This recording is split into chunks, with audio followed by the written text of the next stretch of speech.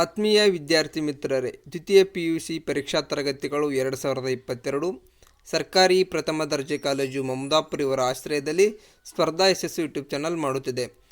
2016ರಿಂದ 2021 ರಾಜ್ಯಶಾಸ್ತ್ರದ ಎಲ್ಲ ಹಳೆಯ ಪ್ರಶ್ನೆ ಪತ್ರಿಕೆಗಳನ್ನು ಮತ್ತು ಪ್ರಮುಖ ಒಂದು ಅಂಕದ ಪ್ರಶ್ನೆಗಳನ್ನು ಉತ್ತರ ಸಹಿತವಾಗಿ ಈ ಒಂದು ವಿಡಿಯೋ ಕ್ಲಾಸ್ನಲ್ಲಿ ಮಾಡಲಾಗುತ್ತಿದೆ.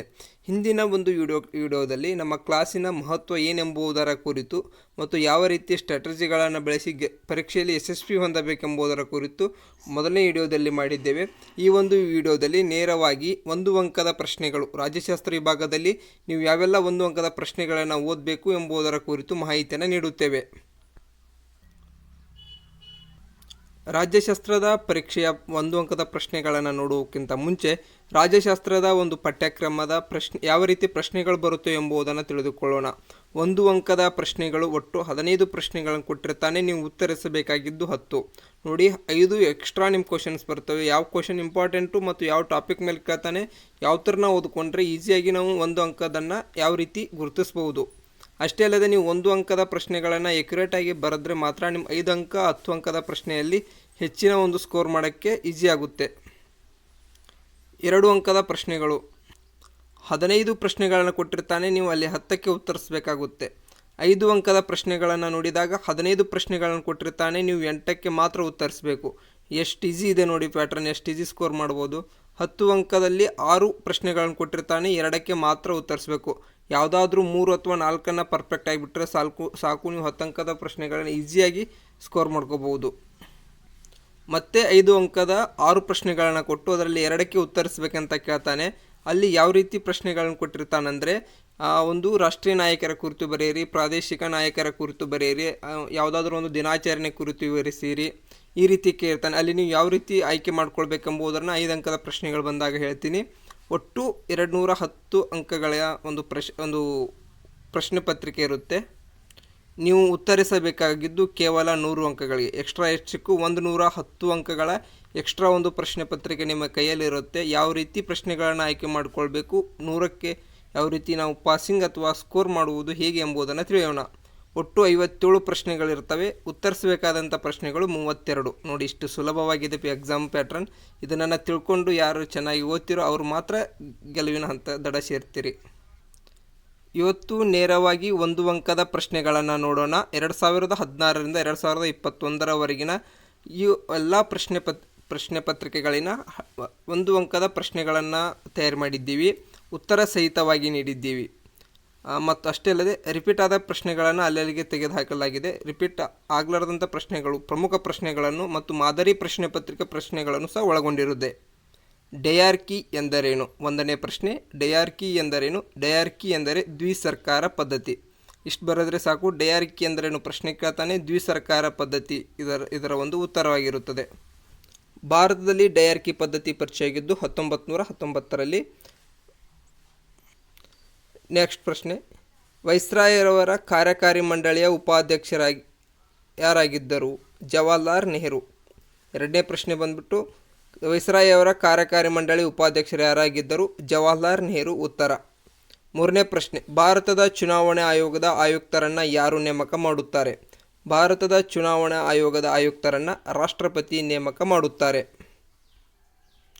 ಪಕ್ಷಾಂತರ ನಿಷೇಧ ಕಾಯ್ದೆ ಯಾವಾಗ ಜಾರಿಗೆ ಬಂದಿತು? ಪಕ್ಷಾಂತರ ನಿಷೇಧ ಕಾಯ್ದೆ 1985ರಂದು ಜಾರಿಗೆ ಬಂದಿತ್ತು. ಅಂದಿನ ಪ್ರಧಾನಿ ರಾಜೀವ್ ಗಾಂಧಿ ಆಗಿದ್ದರು. ಇವು 4 ಪ್ರಶ್ನೆಗಳು ಅತ್ಯಂತ ಪ್ರಮುಖವಾಗಿವೆ. 5ನೇ ಪ್ರಶ್ನೆ, ಮೂಕನಾಯಕ ಪತ್ರಿಕೆಯನ್ನು ಆರಂಭಿಸಿದವರು ಯಾರು? ಮೂಕನಾಯಕ ಪತ್ರಿಕೆಯನ್ನು ಆರಂಭಿಸಿದವರು ಡಾಕ್ಟರ್ BR ಅಂಬೇಡ್ಕರ್. 6ನೇ ಪ್ರಶ್ನೆ, ಯಾವ ದಿನವನ್ನು ಕಾರ್ಮಿಕರ ದಿನವನ್ನಾಗಿ ಆಚರಿಸಲಾಗುತ್ತದೆ? ಮೇ 1. ಕಾರ್ಮಿಕರ ದಿನ ಯಾವುದು? ಮೇ 1ನೇ ತಾರೀಕು ಕಾರ್ಮಿಕರ ದಿನವನ್ನಾಗಿ ಆಚರಣೆ ಮಾಡುತ್ತೇವೆ. ಸಮ್ಮಿಶ್ರ ಸರ್ಕಾರ ಅರ್ಥವೇನು? ಸಮ್ಮಿಶ್ರ ಸರ್ಕಾರ ಅಂದರೇನು ಅಂತ ಪ್ರಶ್ನೆ ಬರುತ್ತೆ. ಸಾರ್ವತ್ರಿಕ ಚುನಾವಣೆಯ ನಂತರ ಯಾವುದೇ ಪಕ್ಷ ಸ್ಪಷ್ಟ ಬಹುಮತ ಪಡೆಯದಿದ್ದಾಗ 2 ಅಥವಾ ಹೆಚ್ಚು ರಾಜಕೀಯ ಪಕ್ಷಗಳು ಸೇರಿ ಸರ್ಕಾರವನ್ನು ರಚಿಸುವುದು. ಸುಲಭವಾಗಿ ಹೇಳಬೇಕಂದ್ರೆ, ಚುನಾವಣೆಗಳಲ್ಲಿ ಯಾವುದೇ ಪಕ್ಷಕ್ಕೆ ಬಹುಮತ ದೊರೆಯದಿದ್ದಾಗ 2 ಅಥವಾ 2ಕ್ಕಿಂತ ಹೆಚ್ಚು ಪಕ್ಷಗಳು ಒಂದುಗೂಡಿ ಸರ್ಕಾರವನ್ನು ರಚನೆ ಮಾಡಿದರೆ ಅದನ್ನು ಸಮ್ಮಿಶ್ರ ಸರ್ಕಾರ ಅಂತ ಕರಿತೀವಿ. 8ನೇ, ಉದಾರೀಕರಣ ಎಂದರೇನು? ಆರ್ಥಿಕವಾಗಿ ಅನೇಕ ನಿಬಂಧನೆಗಳಿಂದ ಮುಕ್ತಗೊಳಿಸುವ ಪದ್ಧತಿಯಾಗಿದ್ದು ತೆರಿಗೆ ಸುಂಕಗಳಿಂದ ವಿನಾಯಿತಿ ನೀಡುವ ಪ್ರಕ್ರಿಯೆಯಾಗಿದೆ. ಉದಾರೀಕರಣ ಈಸಿಯಾಗಿ ನೆನಪಿಟ್ಟುಕೊಳ್ಳಿ. ಆರ್ಥಿಕ ನಿಬಂಧನೆಗಳಿಂದ ಮುಕ್ತಗೊಳಿಸುವುದು, ತೆರಿಗೆ ಸುಂಕಗಳಿಂದ ವಿನಾಯಿತಿ ನೀಡುವ ಪ್ರಕ್ರಿಯೆ ಉದಾರೀಕರಣ. NAM ಅನ್ನು ವಿಸ್ತರಿಸಿ. NAM ಅನ್ನು ವಿಸ್ತರಿಸಿ ಅಂದಾಗ ಯಾರಿಗೆ ಇಂಗ್ಲೀಷ್ ಬರೋದಿಲ್ಲೋ ಅವರು ಅಲಿಪ್ತ ನೀತಿ ಅಂತ ಬರೆದ್ರೂ ಮಾರ್ಕ್ಸ್ ಕೊಡ್ತಾರೆ. ಅವರು ಬರೋರು ನಾನ್ ಅಲೈನ್ಡ್ ಮೂಮೆಂಟ್ ಅಂತ ಬರೋದ್ರೂ ಸಹ ಅವರಿಗೆ ಮಾರ್ಕ್ಸ್ ಬರುತ್ತದೆ. ಈಸಿಯಾಗಿ ಬರಿಬೋದು. ಅಲಿಪ್ತ ನೀತಿ ಅಂತ ಬರೋದ್ರೂ ಕೂಡ ಮಾರ್ಕ್ಸ್ ಕೊಡ್ತಾರೆ. ಭ್ರಷ್ಟಾಚಾರದ ಮೂಲ ಪದ ಯಾವುದು? ಭ್ರಷ್ಟಾಚಾರದ ಮೂಲ ಪದ ರಂಪಿಯರ್. 11ನೇ ಪ್ರಶ್ನೆ, ಭಾರತದ ರಾಷ್ಟ್ರೀಯ ಕಾಂಗ್ರೆಸ್ ಯಾವಾಗ ಉದಯಿಸಿತು? 1885ರಲ್ಲಿ ಇದು ಉದಯಿಸಿತು. ಭಾರತ ರಾಷ್ಟ್ರೀಯ ಕಾಂಗ್ರೆಸ್ 1885ರಲ್ಲಿ ಉಗಮವಾಯಿತು. ಇದರ ಒಂದು ಸ್ಥಾಪಕ E.O. ಹ್ಯೂಮ್ ಮತ್ತು ಇದರ ಮೊಟ್ಟ ಮೊದಲ ಅಧ್ಯಕ್ಷ WC ಬ್ಯಾನರ್ಜಿ. 12ನೇ ಪ್ರಶ್ನೆ, ಯಾವ ದೇಶವನ್ನು ಜಗತ್ತಿನ ಬೃಹತ್ ಪ್ರಜಾಸತ್ತಾತ್ಮಕ ದೇಶವೆಂದು ಕರೆಯುತ್ತೇವೆ? ಭಾರತ. ನೆನಪಿಟ್ಟುಕೊಳ್ಳಿ, ಯಾವ ಒಂದು ಜಗತ್ತಿನಲ್ಲಿ ಅತ್ಯಂತ ದೊಡ್ಡ ಪ್ರಜಾಸತ್ತಾತ್ಮಕ ದೇಶ ಎಂದರೆ ಭಾರತ. 13 ಚುನಾವಣೆ ಎಂದರೇನು? ದೇಶದಲ್ಲಿನ ಎಲ್ಲ ಮತದಾರರ ತಮ್ಮನ್ನಾಳುವ ಪ್ರತಿನಿಧಿಗಳನ್ನು ತಾವೇ ಆಯ್ಕೆ ಮಾಡುವ ಪದ್ಧತಿ. ಇದನ್ನು ಆಡು ಭಾಷೆಯಲ್ಲೂ ಬರೆದ್ರೂ ಸಹ ನಡೀತದೆ. ನಮ್ಮನ್ನಾಳುವ ಪ್ರತಿನಿಧಿಗಳನ್ನು ನಾವೇ ಆಯ್ಕೆ ಮಾಡುವಂಥ ಪದ್ಧತಿಯೇ ಚುನಾವಣೆ. ನೆಕ್ಸ್ಟ್ ಕ್ವಶನ್, 14ನೇ ಒಂದು ಪ್ರಶ್ನೆ, EPICಯನ್ನು ವಿಸ್ತರಿಸಿ. ಕನ್ನಡದಲ್ಲಿ ಮತದಾರರ ಗುರುತಿನ ಚೀಟಿ ಅಂತ ಬರೆದ್ರೂ ನಡೆಯುತ್ತೆ. ಇಂಗ್ಲೀಷ್ನಲ್ಲಿ ಎಲೆಕ್ಟ್ರಿಕಲ್ ಫೋಟೋ ಐಡೆಂಟಿಟಿ ಕಾರ್ಡ್ ಅಂತ ಬರೆದ್ರೂ ನಡೆಯುತ್ತೆ. 14ನೇ ಪ್ರಶ್ನೆ. 15ನೇ ಪ್ರಶ್ನೆ, ವಿಶ್ವ ಪರಿಸರ ದಿನವೆಂದು ಆಚರಿಸುವುದು ಯಾವಾಗ? ಜೂನ್ 5. ಕಾರ್ಮಿಕರ ದಿನ ಮೇ 1, ವಿಶ್ವ ಪರಿಸರ ದಿನ ಜೂನ್ 5. ಸಾಲುಮರದ ತಿಮ್ಮಕ್ಕ ಯಾವ ಜಿಲ್ಲೆಗೆ ಸೇರಿದವರು? 16ನೇ ಪ್ರಶ್ನೆ, ಸಾಲುಮರದ ತಿಮ್ಮಕ್ಕ ರಾಮನಗರ ಜಿಲ್ಲೆಗೆ ಸೇರಿದವರು. ಉತ್ತರ ರಾಮನಗರ ಅಂತ ಬರೆದ್ರೆ 1 ಅಂಕ ಬರುತ್ತೆ. 17ನೇ ಒಂದು ಪ್ರಶ್ನೆ, ಕೊಲಿಷನ್ ಎಂಬ ಪದವು ಮೂಲ ಪದ ಯಾವುದು? ಕೊಯಲಿಸಿಯೆ ಎಂಬುದು ಇದರ ಮೂಲ ಪದವಾಗಿದೆ. 18ನೇದು, ಆಸ್ಮಿತಿ ರಾಜಕಾರಣವನ್ನು ಗುರುತಿಸಿದವರು ಯಾರು? ಆಸ್ಮಿತಿ ರಾಜಕಾರಣವನ್ನು ಗುರುತಿಸಿದವರು A.L. ಕಾಫ್ಮನ್. 19ನೇ ಒಂದು ಪ್ರಶ್ನೆ, ಜಾಗತೀಕರಣ ಎಂದರೇನು? ಜಾಗತೀಕರಣ ಎಂದರೆ ವಿಶ್ವದ ಆರ್ಥಿಕತೆಯೊಂದಿಗೆ ಭಾರತದ ಆರ್ಥಿಕತೆಯನ್ನು ಒಗ್ಗೂಡಿಸುವ ಒಂದು ಪ್ರಕ್ರಿಯೆ ಜಾಗತೀಕರಣ. ಜಾಗತೀಕರಣ ಅಂದರೆ ಒಂದು ದೇಶದ ಒಂದು ಆರ್ಥಿಕತೆಯನ್ನು ವಿಶ್ವದ ಆರ್ಥಿಕತೆಗೆ ಒಂದುಗೂಡಿಸುವಂಥದ್ದು ಜಾಗತೀಕರಣ. ಈಸಿಯಾಗಿ ಬರೀಬೋದು. 20ನೇ ಒಂದು ಪ್ರಶ್ನೆ, ಬಂಗಬಂಧು ಎಂದು ಯಾರನ್ನು ಕರೆಯಲಾಗುತ್ತದೆ? ಬಂಗಬಂಧು ಎಂದು ಶೇಖ್ ಮುಜಿಬುರ್ ರೆಹಮಾನ್ ಅವರನ್ನು ಕರೆಯಲಾಗುತ್ತದೆ. 21ನೇ ಪ್ರಶ್ನೆ, ಗಡಿರೇಖೆ ಆಯೋಗದ ಅಧ್ಯಕ್ಷರು ಯಾರು? ಗಡಿರೇಖೆ ಆಯೋಗದ ಅಧ್ಯಕ್ಷರು ಸರ್ ಸಿರಿಲ್ ರ್ಯಾಡ್ಕ್ಲಿಫ್. 22ನೇ ಪ್ರಶ್ನೆ, ಭಾರತದ ಉಕ್ಕಿನ ಮನುಷ್ಯ ಎಂದು ಯಾರನ್ನು ಕರೆಯುತ್ತಾರೆ? ಎಲ್ಲರಿಗೂ ಗೊತ್ತಿರದೆ ಸರ್ದಾರ್ ವಲ್ಲಭಾಯ್ ಪಟೇಲ್ ಭಾರತದ ಉಕ್ಕಿನ ಮನುಷ್ಯ. 23ನೇ ಪ್ರಶ್ನೆ, NDAಯನ್ನು ವಿಸ್ತರಿಸಿ. NDA ಅಂದರೆ ನ್ಯಾಷನಲ್ ಡೆಮಾಕ್ರೆಟಿಕಲ್ ಅಲಯನ್ಸ್, ಇದರ ಒಂದು ವಿಸ್ತೃತ ರೂಪವಾಗಿದೆ. 24ನೇದು, ಭಾರತದ ಚುನಾವಣಾ ಆಯೋಗದಲ್ಲಿ ಎಷ್ಟು ಸದಸ್ಯರಿದ್ದಾರೆ? ಭಾರತದ ಚುನಾವಣಾ ಆಯೋಗದಲ್ಲಿ 3 ಸದಸ್ಯರಿದ್ದಾರೆ. ಒಬ್ಬ ಮುಖ್ಯ ಚುನಾವಣಾ ಆಯುಕ್ತರು, ಇಬ್ಬರು ಉಪಚುನಾವಣಾ ಆಯುಕ್ತರಂತ ಬರ್ತಾರೆ. ಒಟ್ಟು 3 ಜನ ಚುನಾವಣಾ ಆಯುಕ್ತರು ಬರ್ತಾರೆ. 25ನೇ ಪ್ರಶ್ನೆ, ರಾಷ್ಟ್ರೀಯ ಮಾನವ ಹಕ್ಕುಗಳ ಆಯೋಗ ಯಾವಾಗ ಸ್ಥಾಪನೆಯಾಯಿತು? ರಾಷ್ಟ್ರೀಯ ಮಾನವ ಹಕ್ಕುಗಳ ಆಯೋಗ 1993ರಲ್ಲಿ ಸ್ಥಾಪನೆಯಾಯಿತು. 26ನೇ ಪ್ರಶ್ನೆ, ಸಾಮಾಜಿಕ ತಾರತಮ್ಯ ಎಂದರೇನು?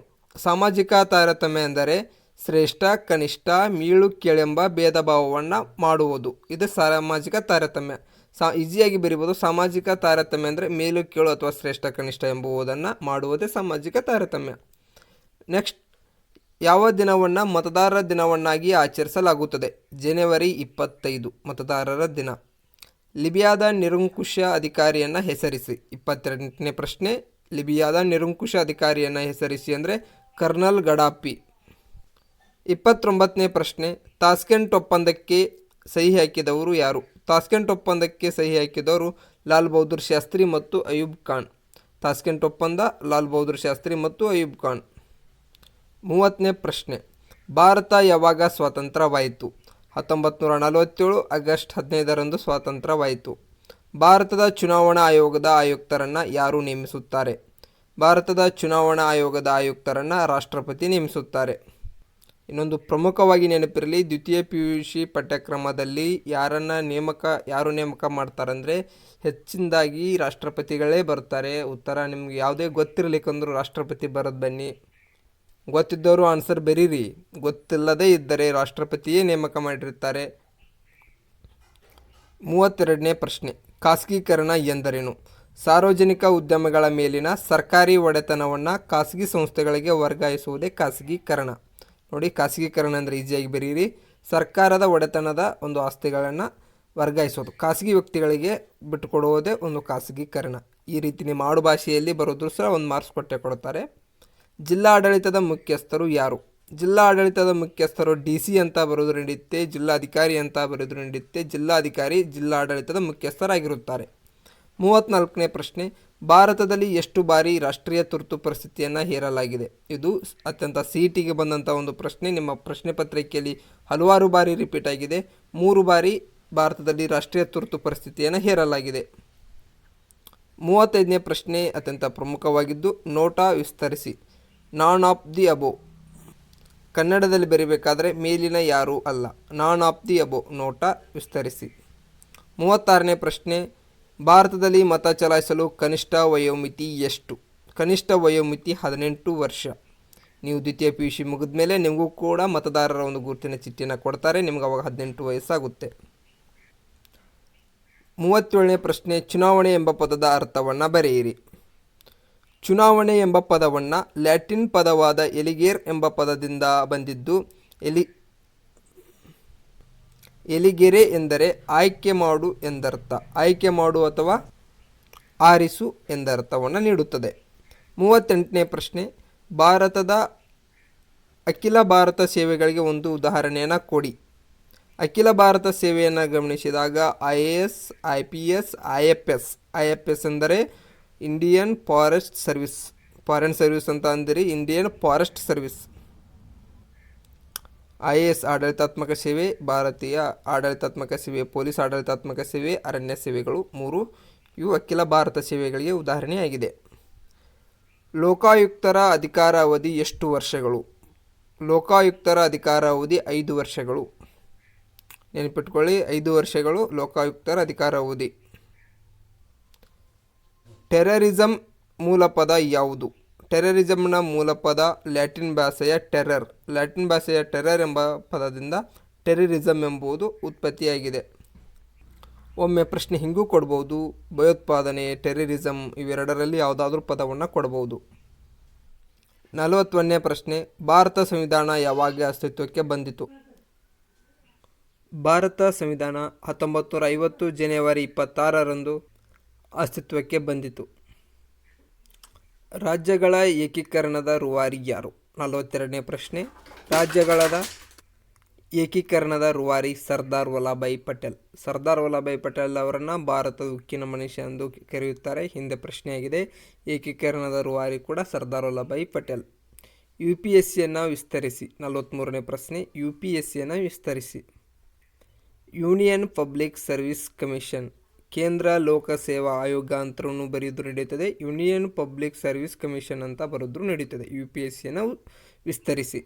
44ನೇ ಪ್ರಶ್ನೆ, ಬಡತನಕ್ಕೆ ಒಂದು ಉದಾಹರಣೆ ಕೊಡಿ. ಬಡತನಕ್ಕೆ ಅನಕ್ಷರತೆಗೆ ಒಂದು ಉದಾಹರಣೆಯನ್ನು ಕೊಡಿ ಅಂದರೆ ಬಡತನ, ಜನಸಂಖ್ಯೆ ಹೆಚ್ಚಳ ಇವೆಲ್ಲವೂ ಉದಾಹರಣೆಗಳಾಗುತ್ತೆ. 45ನೇ ಪ್ರಶ್ನೆ, ವಿಶ್ವಸಂಸ್ಥೆಯ ಪ್ರಧಾನ ಕೇಂದ್ರ ಕಚೇರಿ ಎಲ್ಲಿದೆ? ವಿಶ್ವಸಂಸ್ಥೆಯ ಪ್ರಧಾನ ಕೇಂದ್ರ ಕಚೇರಿ ನ್ಯೂಯಾರ್ಕ್. 46ನೇ ಪ್ರಶ್ನೆ, ಭಾರತದ ವಿದೇಶಾಂಗ ನೀತಿಯ ಪಿತಾಮಹ ಯಾರು? ಜವಾಹರ್ಲಾಲ್ ನೆಹರು. ಜವಾಹರ್ಲಾಲ್ ನೆಹರು ಭಾರತದ ವಿದೇಶಾಂಗ ನೀತಿಯ ಪಿತಾಮಹ. 47ನೇ ಪ್ರಶ್ನೆ, ಲೆಸೆಸ್ ಫೇರ್ ಎಂದರೇನು? ಲೆಸೆಸ್ ಫೇರ್ ಎಂದರೆ ಮುಕ್ತ ವ್ಯಾಪಾರ. ಯಾವುದೇ ನಿರ್ಬಂಧಗಳಿಲ್ಲದೆ ವ್ಯಾಪಾರವನ್ನು ಮಾಡುವುದೇ ಮುಕ್ತ ವ್ಯಾಪಾರ, ಲೆಸೆಸ್ ಫೇರ್. 48ನೇ ಪ್ರಶ್ನೆ, ಖಾಸಗೀಕರಣವು ಮೊದಲ ಯಾವ ದೇಶದಲ್ಲಿ ಪ್ರಾರಂಭವಾಯಿತು? ಖಾಸಗೀಕರಣ ಮೊದಲು ಬ್ರಿಟನ್ ಮತ್ತು ಅಮೇರಿಕಾದಲ್ಲಿ ಪ್ರಾರಂಭವಾಯಿತು. ಎರಡನ್ನ ಬರೀರಿ, 2ರಲ್ಲಿ 1 ಬರೋದ್ರೂ ನಡೆಯುತ್ತೆ. ಯಾಕೆ ಇವುಗಳನ್ನು ಈ ರೀತಿ ಪ್ರಶ್ನೆಗಳನ್ನು ಎಲ್ಲ ಪ್ರಶ್ನೆ ಪತ್ರಿಕೆಯಿಂದ ತೆಗೆದು ನಿಮ್ಗೆ ಹೇಳ್ತಾ ಇದ್ದೀವಿ ಅಂದರೆ, ಇವೇ ಪ್ರಶ್ನೆ ಪತ್ರಿಕೆಗಳು ರಿಪೀಟ್ ಆಗಿವೆ, ಇವೇ ಪ್ರಶ್ನೆಗಳೇ ಆಗುತ್ತವೆ. 15 1 ಅಂಕದ ಪ್ರಶ್ನೆಗಳನ್ನು ಕೊಡ್ತಾನೆ, ನೀವು ಅದಕ್ಕೆ 10 ಉತ್ತರಿಸಬೇಕು. 5 ಎಕ್ಸ್ಟ್ರಾ ಇರುತ್ತೆ, ಈಸಿಯಾಗಿ ಗುರುತಿಸಿ ಉತ್ತರಿಸ್ಬೋದು. 49ನೇ ಪ್ರಶ್ನೆ, ಆಪರೇಷನ್ ಪೋಲೋ ಎಂದರೇನು? ಹೈದರಾಬಾದ್ ನಿಜಾಮನ ಆಡಳಿತದಲ್ಲಿ ಅರಾಜಕತೆಯನ್ನು ಅಂತ್ಯಗೊಳಿಸಲು ಭಾರತದ ಸೇನೆ 1948 ಸೆಪ್ಟೆಂಬರ್ನಲ್ಲಿ ಮಾಡಿದ ಪೊಲೀಸ್ ಕಾರ್ಯಾಚರಣೆ ಆಪರೇಷನ್ ಪೋಲೋ ಎನ್ನುವರು. ನಿಮ್ಮ ಭಾಷೆಯಲ್ಲಿ ಸಹ ಬರೀಬಹುದು. ಹೈದರಾಬಾದ್ ಆಡಳಿತದಲ್ಲಿರ್ತಕ್ಕಂಥ ನಿಜಾಮನ ಆಡಳಿತದಿಂದ ಮುಕ್ತಗೊಳಿಸಲು 1948ರಲ್ಲಿ ಭಾರತ ಸೇನೆ ಮಾಡಿದಂಥ ಒಂದು ಕಾರ್ಯಾಚರಣೆ ಆಪರೇಷನ್ ಪೋಲೋ ಎಂದು ಕರೆಯುತ್ತೇವೆ. 50ನೇ ಪ್ರಶ್ನೆ, ಲಾಲ್ ಬಹದ್ದೂರ್ ಶಾಸ್ತ್ರೀಯ ಅಕಾಡೆಮಿ ಎಲ್ಲಿದೆ? ಲಾಲ್ ಬಹದ್ದೂರ್ ಶಾಸ್ತ್ರೀಯ ಅಕಾಡೆಮಿ ಮಸೂರಿಯಲ್ಲಿದೆ. ಉತ್ತರಾಖಂಡದ ಮಸೂರಿಯಲ್ಲಿದೆ. ಮಸೂರಿ ಅಂತ ಅಷ್ಟೇ ಬರೆದ್ರೂ ಮಾರ್ಕ್ಸ್ ಸಿಗುತ್ತೆ. 51ನೇ ಪ್ರಶ್ನೆ, ಕೇಂದ್ರ ಲೋಕಸೇವಾ ಸದಸ್ಯರು ಯಾರು ನೇಮಕ ಮಾಡುತ್ತಾರೆ? ಕೇಂದ್ರ ಲೋಕಸೇವಾ ಸದಸ್ಯರನ್ನು ರಾಷ್ಟ್ರಪತಿ ನೇಮಕ ಮಾಡುತ್ತಾರೆ. ಚುನಾವಣೆ ಆಯೋಗದ ಮುಖ್ಯಸ್ಥರನ್ನು ರಾಷ್ಟ್ರಪತಿ ನೇಮಕ ಮಾಡುತ್ತಾರೆ, ನೆನಪಿಟ್ಕೊಳ್ಳಿ. 52ನೇ ಪ್ರಶ್ನೆ, ರಾಜಕೀಯ ಪಕ್ಷಗಳ ಅರ್ಥವನ್ನು ತಿಳಿಸಿ. ಸಾಮಾನ್ಯ ಸಿದ್ಧಾಂತದ ಆಧಾರದ ಮೇಲೆ ರಾಜಕೀಯ ಅಧಿಕಾರವನ್ನು ಪಡೆಯುವ ಉದ್ದೇಶದಿಂದ ಸಂಘಟಿತವಾಗಿರುವ ಜನಸಮೂಹವಾಗಿದೆ. ರಾಜಕೀಯ ಪಕ್ಷ ಅಂದರೆ ಅವ್ರದ್ದೇ ಆದಂಥ ಒಂದು ಸಿದ್ಧಾಂತಗಳಿರ್ತವೆ. ರಾಜಕೀಯ ಅಧಿಕಾರವನ್ನು ಪಡೆಯಲು ಒಂದು ಸಂಘಟಿತವಾಗಿರುವಂಥ ಜನಸಮೂಹವೇ ರಾಜಕೀಯ ಪಕ್ಷ. 52, ದಲಿತರು ಎಂದರೆ ಯಾರು? ದಲಿತರು ಎಂದರೆ ಆರ್ಥಿಕವಾಗಿ, ಸಾಮಾಜಿಕವಾಗಿ, ಶೈಕ್ಷಣಿಕವಾಗಿ, ಸಾಂಸ್ಕೃತಿಕವಾಗಿ ಶೋಷಿತರಾದವರೇ ದಲಿತರು. 54ನೇ ಪ್ರಶ್ನೆ, ಪ್ರತಿಭಾ ಪಲಾಯನ ಎಂದರೇನು? ಅಭಿವೃದ್ಧಿ ಹೊಂದುತ್ತಿರುವ ರಾಷ್ಟ್ರಗಳಲ್ಲಿ ಪ್ರತಿಭಾವಂತ ವಿದ್ಯಾರ್ಥಿಗಳ ಸಮೂಹ ಹೆಚ್ಚಿನ ಹಣ, ಸೌಲಭ್ಯ, ಗೌರವ, ಪ್ರತಿಷ್ಠೆಗಾಗಿ ವಿದೇಶಗಳಿಗೆ ಉದ್ಯೋಗಕ್ಕಾಗಿ ಪಲಾಯನ ಮಾಡುತ್ತಿದ್ದಾರೆ. ಇದನ್ನೇ ಪ್ರತಿಭಾ ಪಲಾಯನ ಎನ್ನುವರು. ಈಗ ನಮ್ಮ ದೇಶದಲ್ಲಿ ಕಲಿತು ಉನ್ನತ ಶಿಕ್ಷಣವನ್ನು ಪಡೆದು ವಿದೇಶಿಯ ಒಂದು ಹಣ ಮತ್ತು ಲಾಭ, ಸೌಲಭ್ಯ, ಗೌರವಕ್ಕೆ, ಪ್ರತಿಷ್ಠೆಗಾಗಿ ಬೇರೆ ದೇಶಗಳಲ್ಲಿ ಕೆಲಸ ಮಾಡೋಕ್ಕೆ ಹೋದರೆ ಅದನ್ನೇ ಪ್ರತಿಭಾ ಪಲಾಯನ ಎನ್ನುವರು. ರಾಷ್ಟ್ರ ನಿರ್ಮಾಣ ಎಂದರೇನು? ನೆಕ್ಸ್ಟ್ ಪ್ರಶ್ನೆ, ರಾಷ್ಟ್ರ ನಿರ್ಮಾಣ ಎಂದರೇನು? ರಾಷ್ಟ್ರೀಯವಾದದಿಂದ ಕೂಡಿರುವ ಜನತೆ ರಾಷ್ಟ್ರದ ಸರ್ವತೋಮುಖ ಅಭಿವೃದ್ಧಿಗೆ ಸಾಧಿಸುವ ಸಂಕಲ್ಪವಾಗಿದೆ. ರಾಷ್ಟ್ರದ ಎಲ್ಲ ಜನರು ಒಗ್ಗೂಡಿ ರಾಷ್ಟ್ರ ಅಭಿವೃದ್ಧಿಗೆ ಶ್ರಮಿಸುವುದೇ ರಾಷ್ಟ್ರ ನಿರ್ಮಾಣ ಅಂತ ಬರೆದ್ರು ಸರಿ. ಅಲಿಪ್ತ ನೀತಿ ಎಂದರೆ? ಅಲಿಪ್ತ ನೀತಿ ಅಂದರೆ ವಿಶ್ವದ ಯಾವುದೇ ಮಿಲಿಟರಿ ಬಣಗಳಿಗೆ ಸೇರದೆ ತಟಸ್ಥವಾಗಿ ನಿಲ್ಲುವುದು. ಇವಾಗ ಎರಡು ರಾಷ್ಟ್ರಗಳ ನಡುವೆ ಯುದ್ಧ ನಡೆದಿರುತ್ತದೆ. ಯಾವುದಾದ್ರೂ ರಾಷ್ಟ್ರ ನನ್ನ ಸಪೋರ್ಟಿಗೆ ಬಾ ಅಂದಾಗ ಎರಡೂ ರಾಷ್ಟ್ರಗಳ ಒಂದು ಗುಂಪಿಗೆ ಸೇರದೆ ತನ್ನದೇ ಆದ ತಟಸ್ಥ ನೀತಿಯನ್ನು ಹೊಂದುವುದೇ ಅಲಿಪ್ತ ನೀತಿ. ಅಲಿಪ್ತ ನೀತಿಯನ್ನು ಜಗತ್ತಿಗೆ ಪರಿಚಯಿಸಿದೆ ಭಾರತವನ್ನು ಅಲಿಪ್ತ ನೀತಿಯ ಜನಕ ಅಥವಾ ಲಾಲ್ ಬಹದ್ದೂರ್ ಜವಾಹರ್ಲಾಲ್ ನೆಹರು ಅವರನ್ನು ಅಲಿಪ್ತ ನೀತಿಯ ಪಿತಾಮಹ ಅಂತ ಕರಿತೀವಿ. ಇಷ್ಟು ಒಂದು ಅಂಕದ ಪ್ರಮುಖ ಪ್ರಶ್ನೆಗಳಾಗಿವೆ. ಇಷ್ಟು ಪ್ರಶ್ನೆಗಳನ್ನು ನೆನಪಿಟ್ಕೊಳ್ಳೋಕ್ಕಾಗದೇ ಇದ್ದರೆ ಪದೇ ಪದೇ ಕೇಳಿ. ಇದು ನನ್ನ ವಿಡಿಯೋ ಒಂದು ಸಲ ಅಲ್ಲ, 2 ಸಲ ಅಲ್ಲ, 3 ಸಲ ಕೇಳಿ. ನಿಮಗೆ ಇವಾಗ ಪರ್ಫೆಕ್ಟ್ ಆಗುತ್ತವೆ. ಈ ಪ್ರಶ್ನೆಗಳೇ ನಿಮ್ಮ ಪ್ರಶ್ನೆ ಪತ್ರಿಕೆಯಲ್ಲಿ ಬರ್ತವೆ. ಈ ಪ್ರಶ್ನೆಗಳು ಹಿಂದಿನ ಒಂದು ಹಳೆಯ ಪ್ರಶ್ನೆ ಪತ್ರಿಕೆಗಳು 2022ರ ಮಾದರಿ ಪ್ರಶ್ನೆ ಪತ್ರಿಕೆಗಳನ್ನು ಸಹ ಇದರಲ್ಲಿ ಸೇರಿಸಲಾಗಿದೆ. ಇಷ್ಟು ಓದಿಕೊಂಡ್ರೆ ಸಾಕು. ಇವು ಪ್ರಶ್ನೆಗಳು ನಿಮಗೆ ಈ ಒಂದು PUC ಪರೀಕ್ಷೆಗೆ ಹೆಲ್ಪ್ ಆಗುತ್ತೆ. ಮುಂದೆ ನಿಮಗೆ CT ಬರೆಯಲು ಕೂಡ ಹೆಲ್ಪ್ ಆಗುತ್ತೆ. ಇದನ್ನು ನೋಡಿ ನೋಟ್ಸ್ ಮಾಡಿಕೊಳ್ಳಿ.